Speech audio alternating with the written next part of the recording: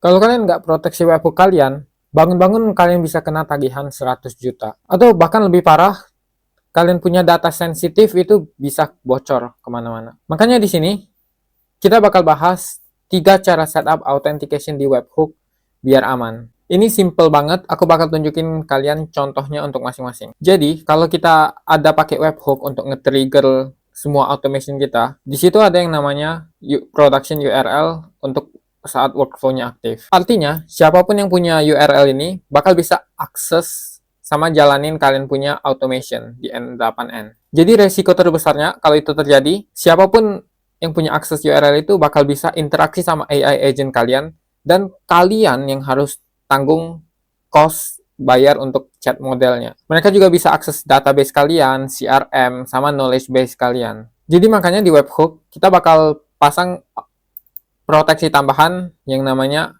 authentication. Di sini kita ada 1, 2, 3 jenis authentication, dan aku bakal bahas satu-satu, dan gimana, apa yang bakal terjadi kalau misalkan secara default kalian biarin nggak pakai authentication apa-apa.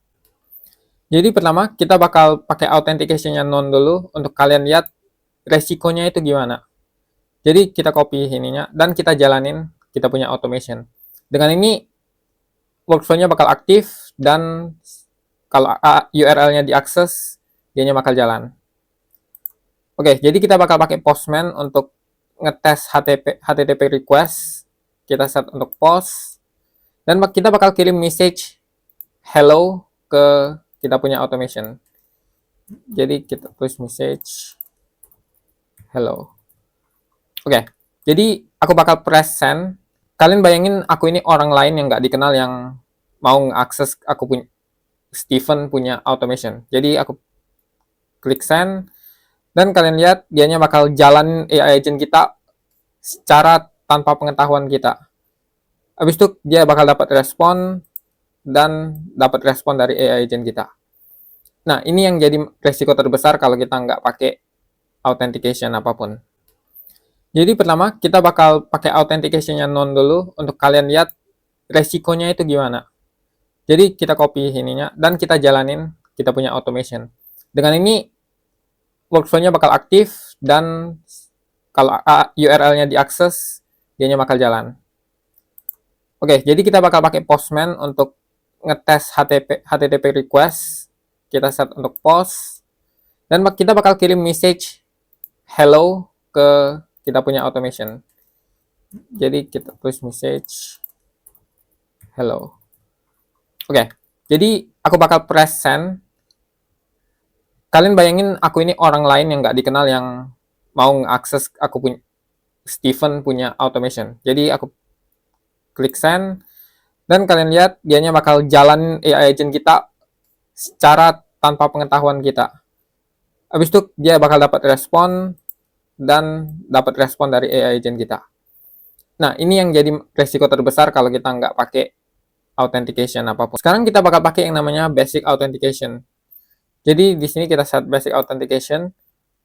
Nah, untuk basic authentication ini beneran mirip kayak login page di website-website. Kita perlu yang namanya username, kita perlu yang namanya password. Jadi contohnya username-nya aku pakai nama Steven, password-nya aku pakai 123. Save. Oke, pertama kita bakal coba send tanpa authorization apapun. Body-nya kita sama message hello.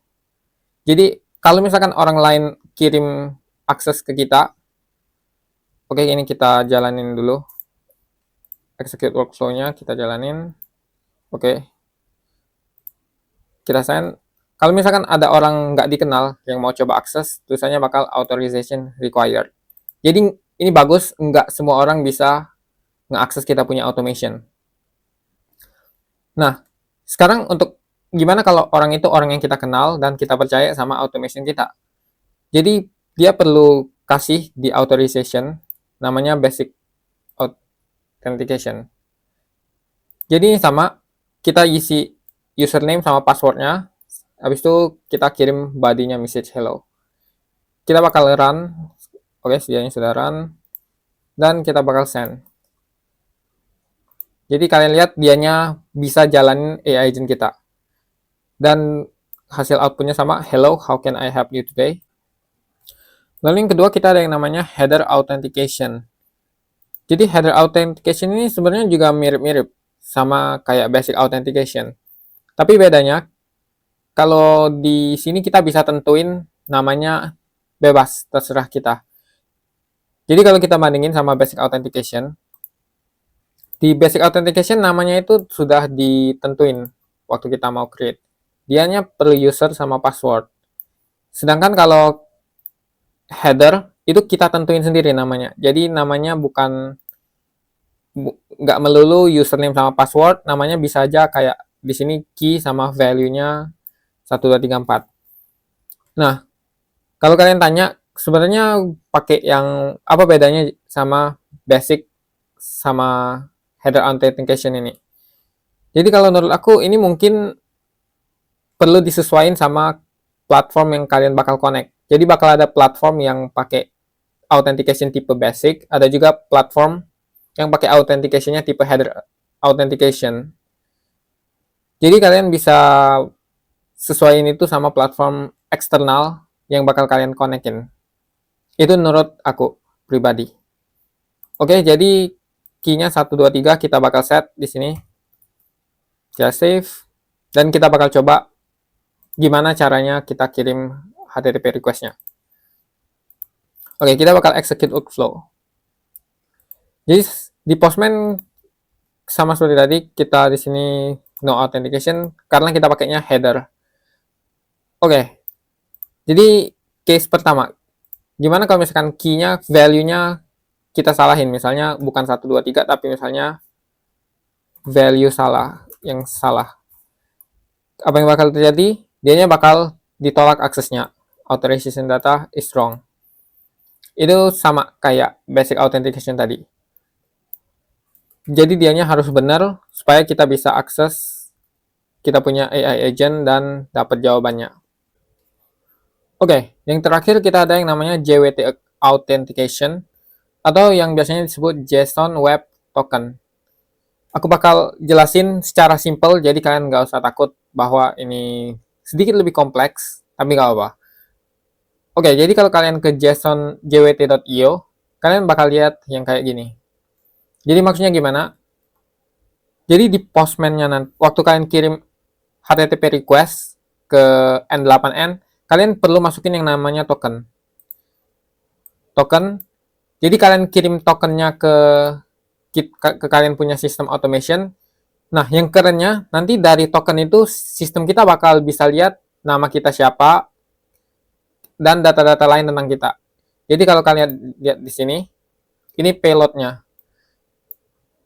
Jadi kalian kirim token ini ke N8N, lalu N8N-nya langsung bisa ngerti. Dianya langsung bisa dapetin, oh ternyata dia itu namanya Steven, adminnya gini-gini-gini. Gitu. Jadi ini mirip yang kayak namanya algoritma hashing gitu. Oke? Jadi kita langsung aja coba di sini. Pertama untuk nge-siapinnya kita perlu yang namanya passphrase gitu. Jadi passphrase ini bisa kalian anggap sebagai yang bakal sebagai detektif yang bakal ubah token dari klien HTTP request tadi untuk dapetin datanya siapa. Jadi di sini kita bakal copy ini. Kita bakal copy passphrase-nya, kita bakal tetap sama dan kita bakal save. Oke, kita sudah itu kita bakal execute ini. Sudah siap. Nah, waktu kalian mau buat request-nya, itu kalian pakai authorization. Di sini kita bakal pakai yang namanya bearer token. Jadi kita tinggal kirim token tadi, token yang ada di sini, ke kita punya N8N. Aku copy paste dan kita klik send. Oke, seperti yang kalian lihat, dianya masuk, lalu dianya bakal kirim respon balik. Nah, jadi kalau kalian lihat di webhook di sini, kalian bisa lihat bahwa dari token yang dikirim HTTP request barusan, dianya langsung lihat siapa pengirimnya.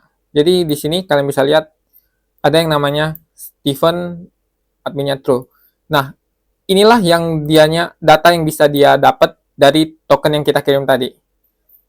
Ini yang keren dari JWT token. Oke, segitu aja dulu video kali ini. Kalau kalian suka videonya, kalian bisa subscribe supaya kalian bisa dapat notifikasi kalau video aku ada video baru.